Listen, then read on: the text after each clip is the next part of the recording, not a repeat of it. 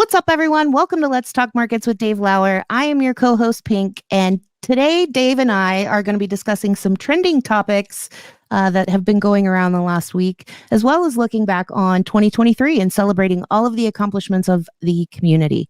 It's been an awesome year, Dave, and I just want to take this opportunity to say thank you to you and say what a true pleasure that it's been coming on this journey with you and with the whole Urvin team.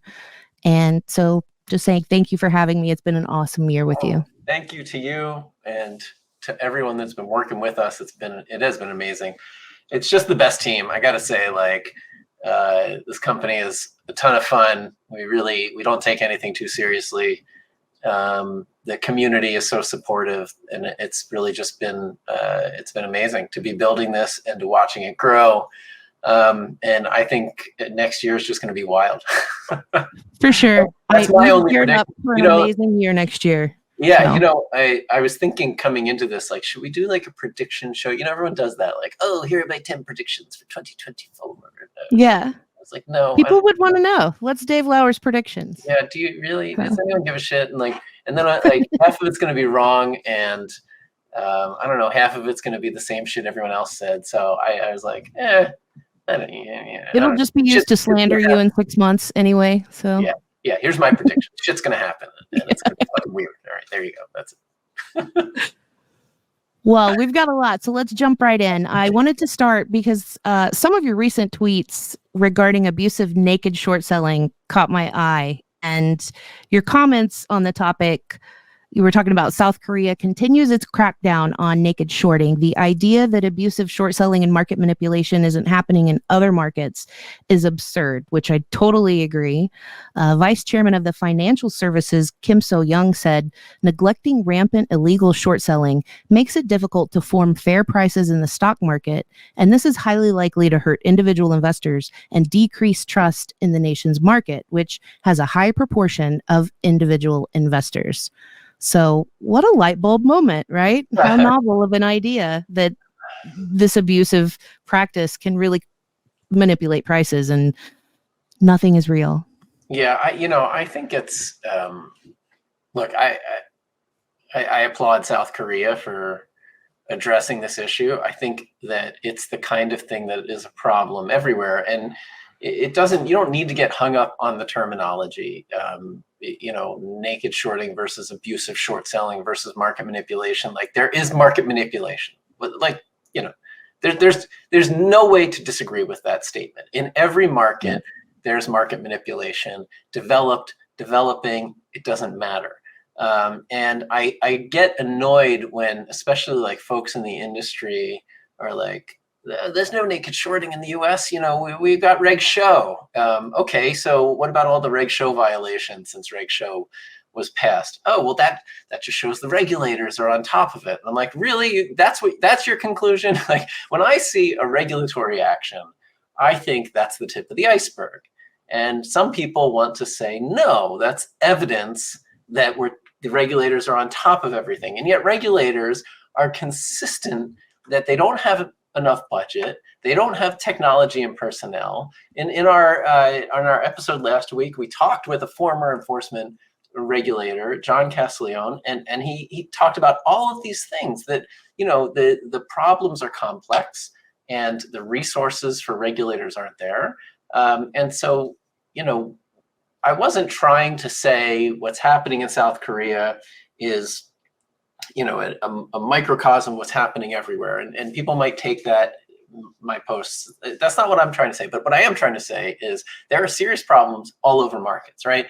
And we see that in enforcement actions, like in the metals market, in the treasury market, in equities markets, right? There are all these crazy market manipulation scandals, price fixing scandals, and that happens in the US and Europe and Canada and elsewhere. So, I think it's good to be honest about problems and whether regulators have the resources to fight these problems. And it's good to be clear-eyed about serious issues with abusive short selling and the other side of it, which is pump and dumps.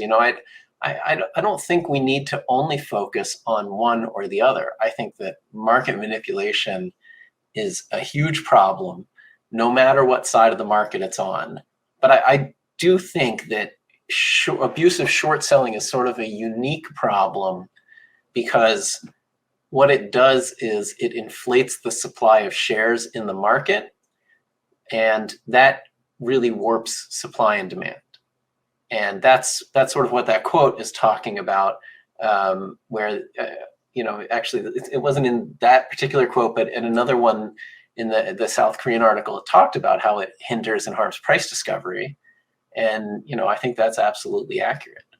Absolutely. And that's something that, the community has been talking about for a while. Our viewership definitely is aware of that. And it's but something that isn't discussed a lot. Like you said, they say, well, no, Reg Show takes care of that. We have regulators. As you're saying all of that, I can't help but just think about, does your local police force catch every drug dealer? I mean, is that like, or if that was true, then there would be no war on drugs and it would be eradicated. Yeah. So, I mean, it's silly to think that that's not just the tip of the iceberg of what really happens. So it's interesting to see how other countries approach the topic head on. I think that's really something that we could take a few notes from here. Yeah. And I will tell you, I hope Canada's about to do something similar. Like Canadian regulators put out a consultation paper on short selling, asking for, feedback from the public on whether things need to change, because the Canadian rules are very different than US rules, and you can fail for a long time, almost perpetually.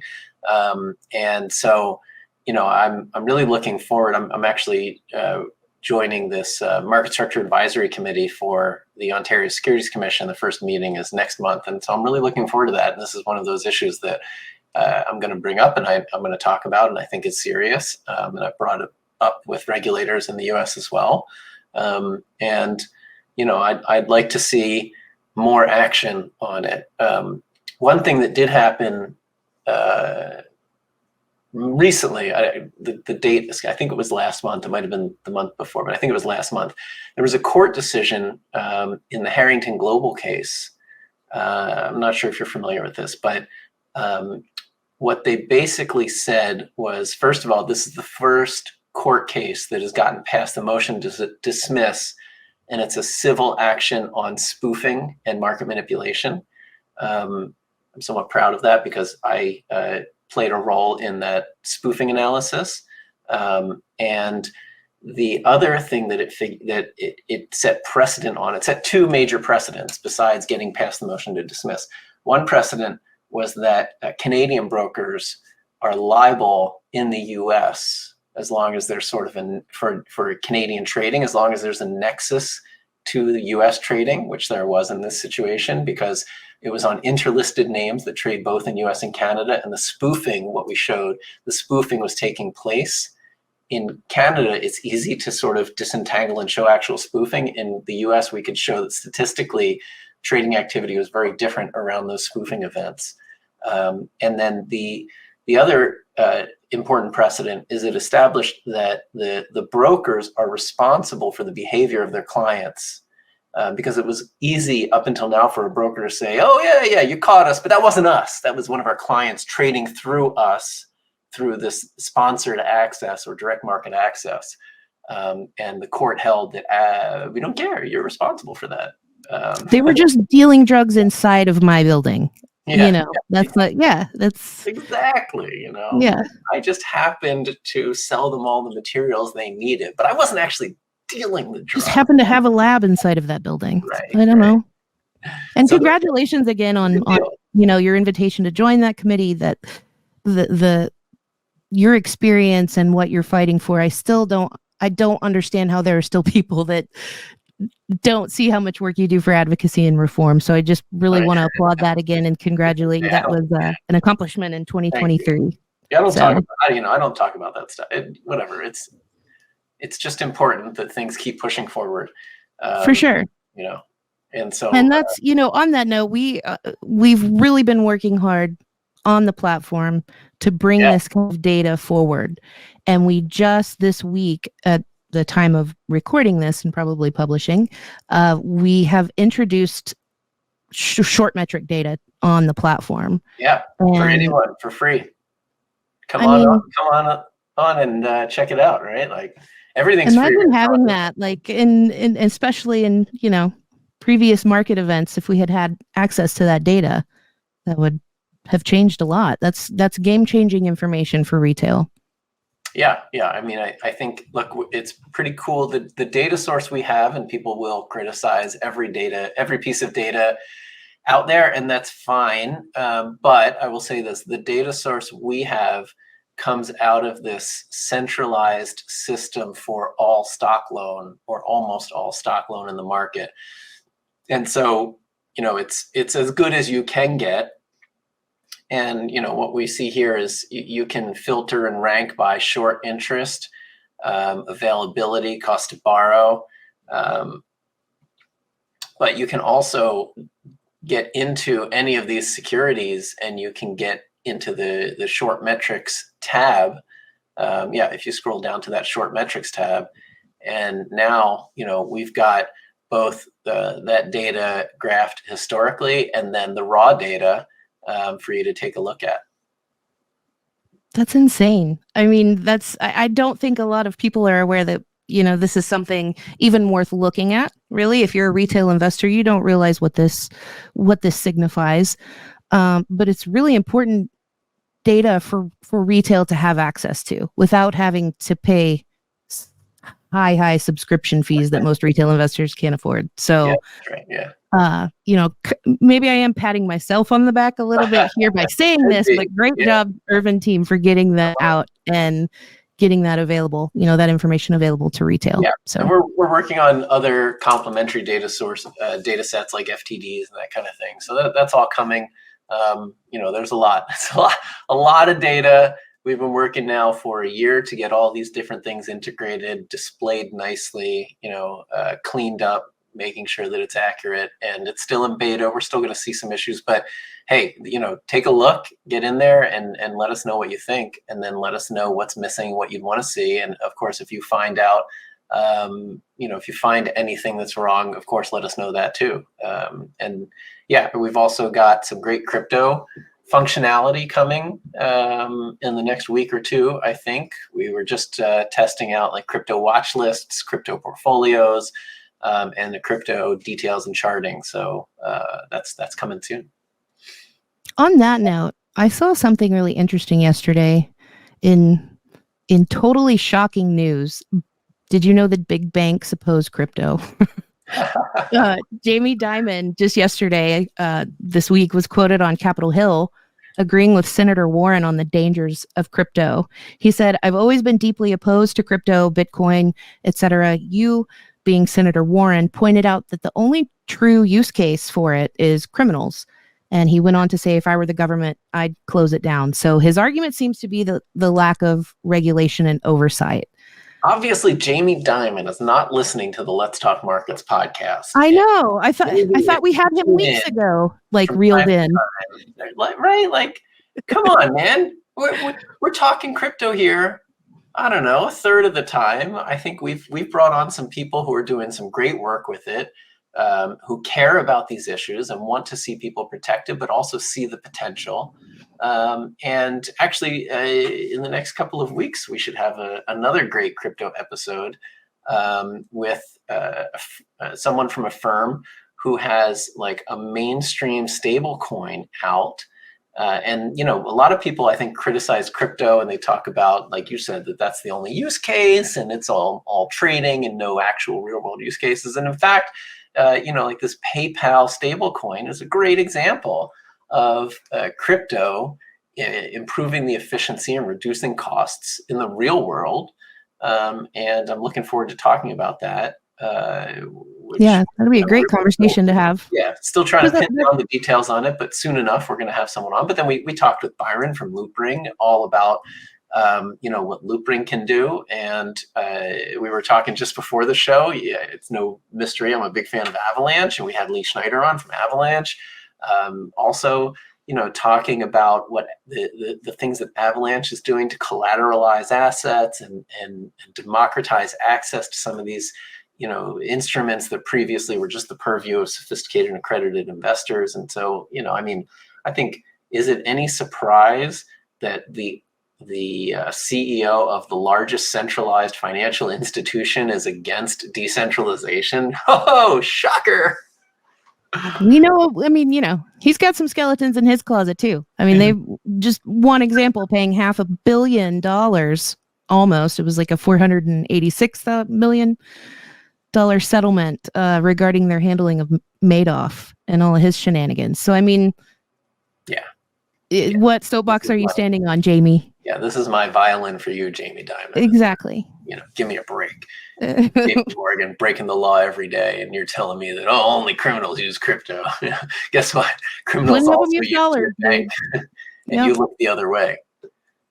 So anyway, we'll be talking about that more in future episodes. Like you said, we've got some more crypto conversations and data coming up in the coming weeks. So stay tuned. Stay tuned for that. Yeah, look, we're trying to talk about markets. We're trying to talk about finance and market structure, and whether you like it or not, like some of the most interesting things in market structure are happening in crypto.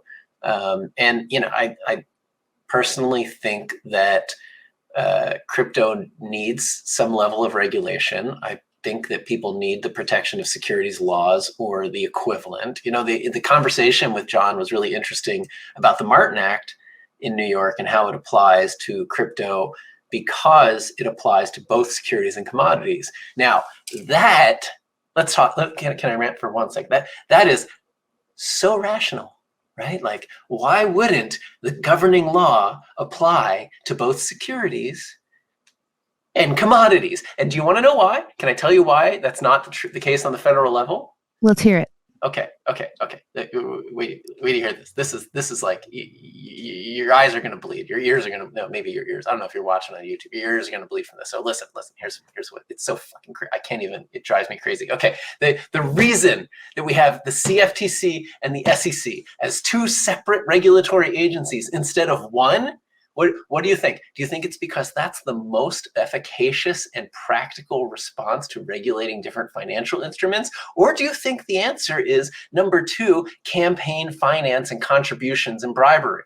What do you think? 1 or 2? Well, hopefully, I mean, number 1, right? One. Yeah. Right. That is an absolutely absurd way. Yeah. I never realized that. Yeah. So the SEC is overseen by Senate Banking Committee and House Financial Services Committee. So members of Congress on those committees get a ton of campaign contributions because they oversee the SEC. CFTC is overseen by the agricultural committees. Why? In what world should the CFTC be overseen by the agricultural committees? Yes, sure, because originally it was about commodities and hedging, and that makes perfect sense. Except now it's about sophisticated financial instruments that has nothing to do with fucking agriculture. They get tons of campaign contributions, and so they will never merge the SEC and CFTC.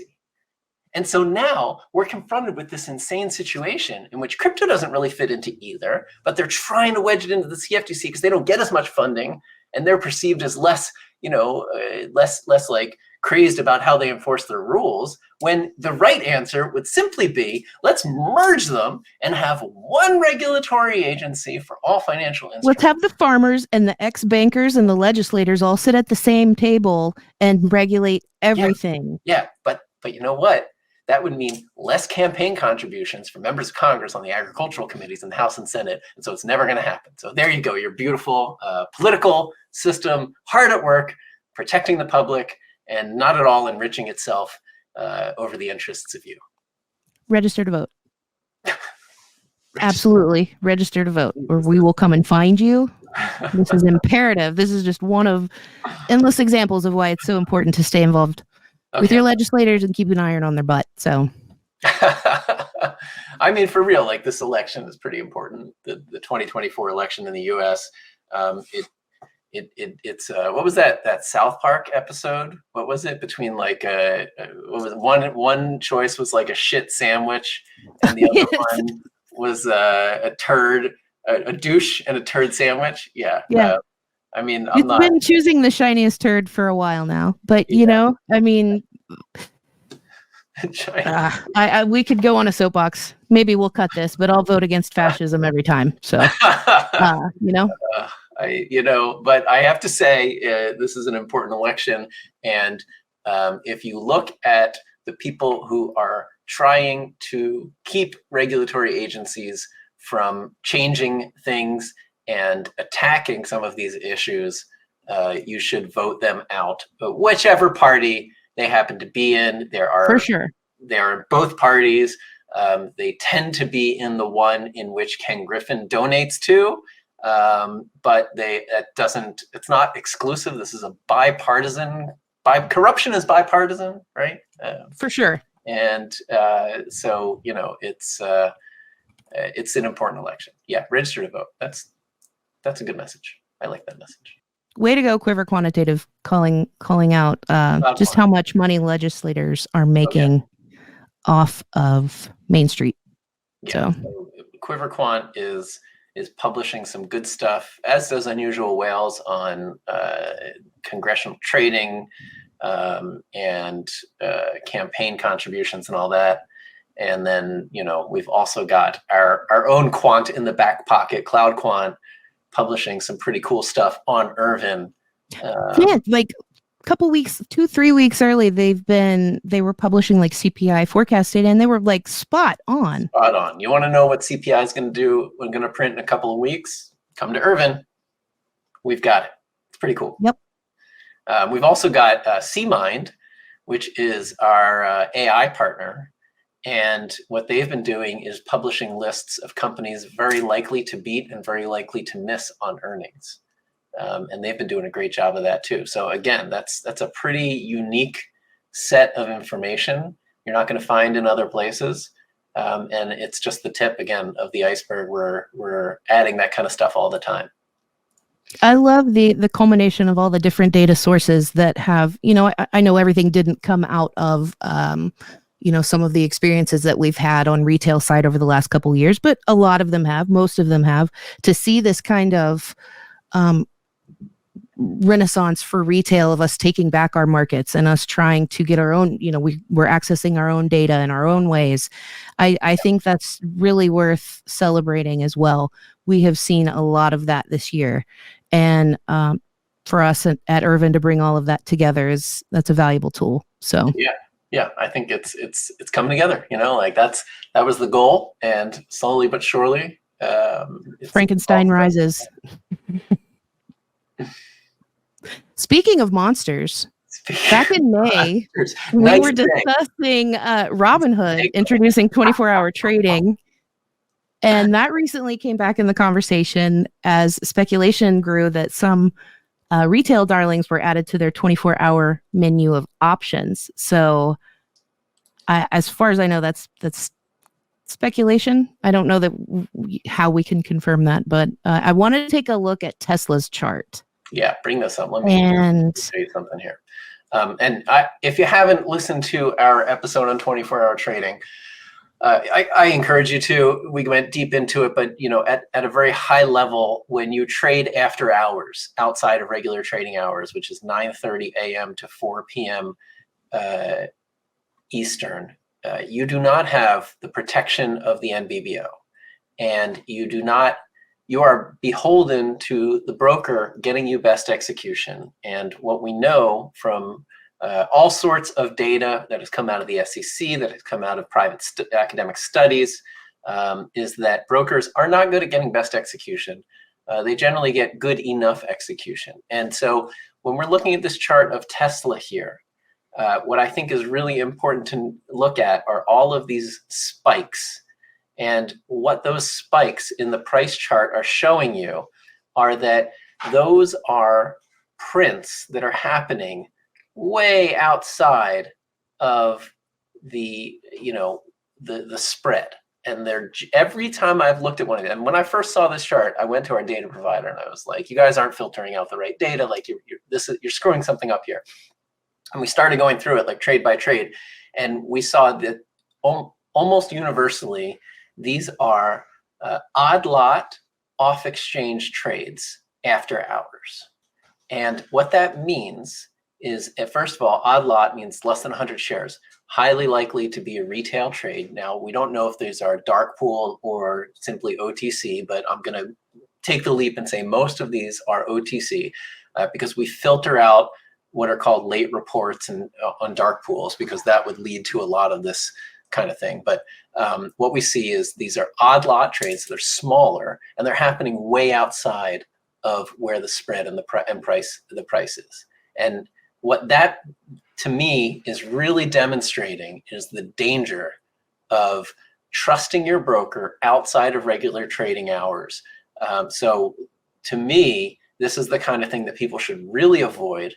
So that all sounds like a really good reason to not trade outside of trading hours. And we have been like, I can remember writing a DD about that within the online community probably 2.5 years ago. We didn't have access to this kind of data, but we knew that, you know, there was definitely some dark things happening after dark. And there were a lot of warnings of like, only trade within hours, within trading hours, try to route your purchases to certain exchanges, shout out IEX. So that's just something that's really interesting to see happening and continue happening. And Robinhood's just running with it. That's crazy. Look, you know what? Look, this is before I started Urvin, I was consulting for large asset managers, some of the most sophisticated institutional asset managers in the world. And you look at a list of the top quant funds, mutual funds, pension plans. I worked for many of them, and I used to help them understand how to route orders and how to evaluate their brokers. And the basic message was, if you're not tracking what your broker is doing, they're going to be screwing you over and you're going to be losing money. And that was to the top firms in the world, the most sophisticated ones. So what do you think they're doing to retail? All right. Over a barrel. The advice goes doubly for retail. You have to pay attention to when you route your orders, where you route your orders, who you route your orders through. And it's a shame, because the broker, the responsibility of this should be on the broker. They're your agent. They're the ones who should be looking out for you. And the SEC has found that they are not. There have been plenty of enforcement actions that have shown that they are not. And so, it's hard when they profit off of payment for order flow. It's hard. It's exactly right. And so, the brokers are incentivized to get you to trade and to try and get you the worst execution that they can within reason, so that you don't start throwing a shit fit. But the market maker will make more money, and that will result in payment for order flow to the broker. And it's a huge, conflicted, problematic system. And if you could trust your broker to get you the best execution, you would be trusting that they're routing for your benefit and not for their own. And they have just shown that they don't do that. So be careful trading after hours. Avoid it if you can. If you can't, which I understand, some people have situations in which they can't, make sure you're using limit prices. Make sure you're setting those limit prices carefully. For sure. Great stuff there. It's a trap, but if you must, tread lightly and take this. Dave's got his little sword he's holding up for all of retail. You did a market research poll recently, and you were gauging investor sentiment. You shared it on Urvin. I saw it on X. And, we've been talking a lot we've have a macro monthly discussion with Claudia Sahm and Ophir Gottlieb. We had Kyla Scanlon on last month. That was awesome. And we've been talking a lot about recession, and are we headed for a hard landing, soft landing? Shout out to Dennis Dick too, and Eric Smolinski. They've jumped in on that conversation on their monthly market discussion with us. So it looks like everyone's still feeling a recession incoming. People are feeling a hard landing. Judging by your poll anyway. Half the people on Twitter who responded to my poll think a recession is coming. I think that's probably pretty commensurate with surveys that we've seen as well. I don't know. I really don't. We talked to all these people. We ask questions. We listen. I'm always reading about this kind of thing. This disconnect between economic numbers and sentiment still seems shocking and jarring to me.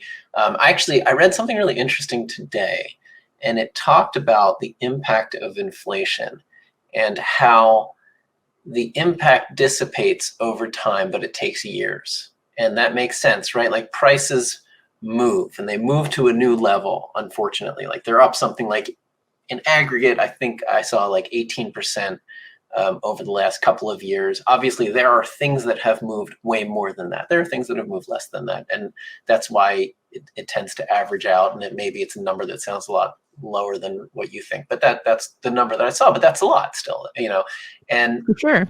And wages have grown, and they've grown in aggregate faster than inflation. So the number I saw was wages have grown 4.5% since COVID, after being adjusted for inflation. But a lot of people don't feel that. And that, again, these are averages. So it means a lot of people don't get the benefit of that wage growth.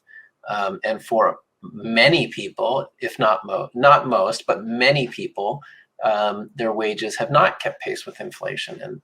And so, there's unfortunately nothing that's going to change about price levels. Price levels are not going to come down. And that's just the nature of inflation and how it works. And you don't want deflation because that can lead to deflationary spirals and economic depressions. But what you do want to see is you want to see the growth of inflation slow down, which it has, and you want to see wage growth pick up.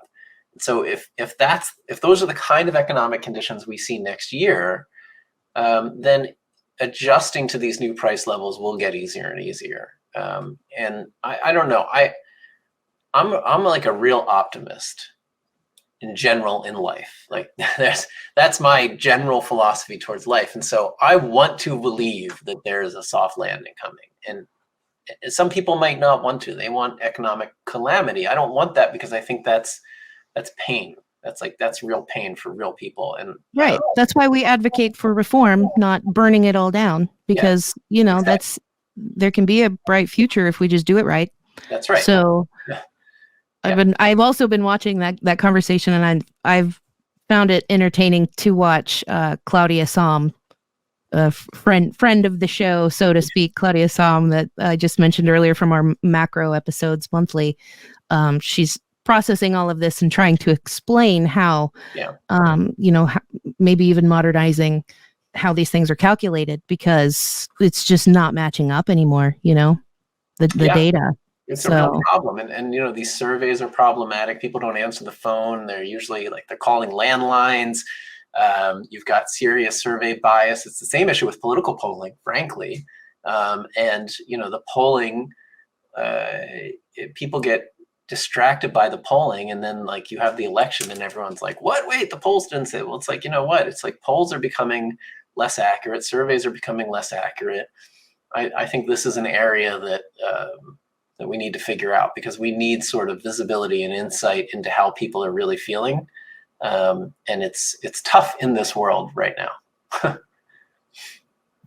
Definitely is. And that's part of what we're up against, to just really drill it home. That's part of our message at Urvin. And I want to express how thoroughly Urvin's mission aligns with retail interest. I'm saying that not only as a member of the Urvin team, but as, I've gone on a tangent before about how skeptical I was of Urvin back in the early days, which I know reflected a lot of at least the online community's feelings at that time. We've all really watched Urvin grow. I've had the opportunity to help it grow. And everyone has collectively seen that Urvin's mission and our interest is really about bringing community, tools, and everything to the fingertips of retail. And that's what we deserve. That's what we should have access to be able to sit at the table with all of the big traders. So on that note, I highly encourage you to attend our upcoming Urvin Public Town Hall. We're having our first annual Urvin Public Town Hall. It will be Friday, December 15th. That's next Friday at the time of publishing this podcast. It'll be at 12 noon Eastern, and we will drop a link down in the description if you want to register for that to attend. It will be on Zoom. So I just want to really express how important it is to come. If you've been skeptical, or if you just haven't learned much about Urvin up to this point, I really encourage you to just come and sit and talk with the team. And, transparency has always been and will always be at the forefront of Urvin's mission. And, that goes right down to how we operate and what we have planned. So we really just want to have that conversation publicly and see what happens. So yeah, it's going to be fun. It's going to be, I expect a little chaotic, but you know what? We're going to take anybody's chaotic questions. good. Yeah, a chaotic good. That's right. I'm always striving for chaotic good. So, it's a sort of an update on Urvin, a demo of what we've been doing in an AMA, ask us anything. Come on in, ask your questions. We'll take them if we have time, and it'll be fun. For sure. Looking forward to that. And again, just talking about how much we've grown. So definitely stay tuned for that. We have been going at it for a while, so Yep. I think that wraps it up for today. We do have some upcoming episodes before we end the season here at the end of the year. We've got monthly markets with Dennis Dick and Eric Smolensky and a couple of other guests up our sleeve that we're still pinning down. But we're really excited to get to talk to everyone, so tune in for that next week.